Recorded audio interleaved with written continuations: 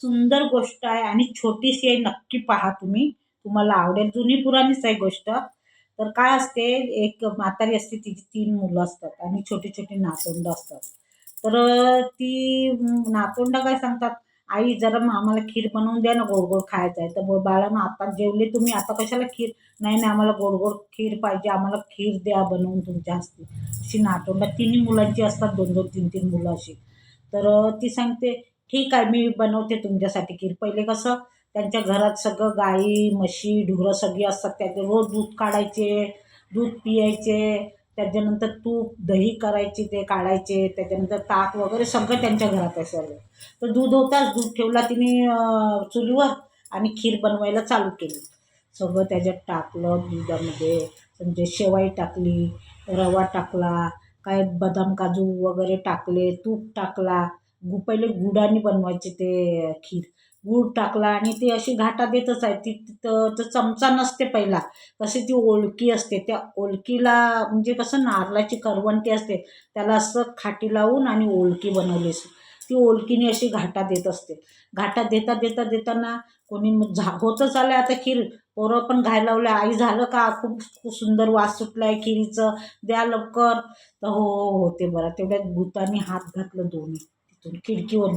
पहिले कसं मातीचं घर राहायचा आणि मातीच्या घराला किचन जिथे चूल असेल तिथे एवढी-एवढी अशी खिडकी बनवायची चौकोन, अशी गोल किंवा चौकोन प्रत्येकाच्या त्या झोपडीला असायची. तर ते काय केलं तिने लगेच त्यातून भुतानी हात घातला.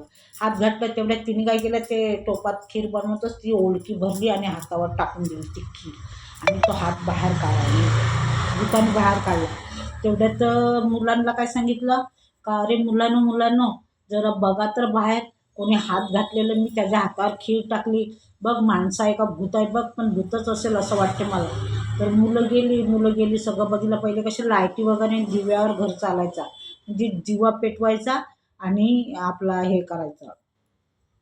तर बोलते, "आई कोणच नाही." बोलते, "तिथे बाहेर आजूबाजू बघितलं कोणच नाही. एवढ्या रात्री कोण येणार?" बोलते, "अंधार आहे बाहेर. एवढ्या रात्री कोण येणार?" आणि पहिले कसे असे गाव राहायचे, छोटे 7-8 घरं राहायची आणि त्या गावामध्ये लाईट नाही, काय नाही, काय नाही. कोणाच्या घरी पण राहायला भीती वाटायचं, असं गाव असायचं.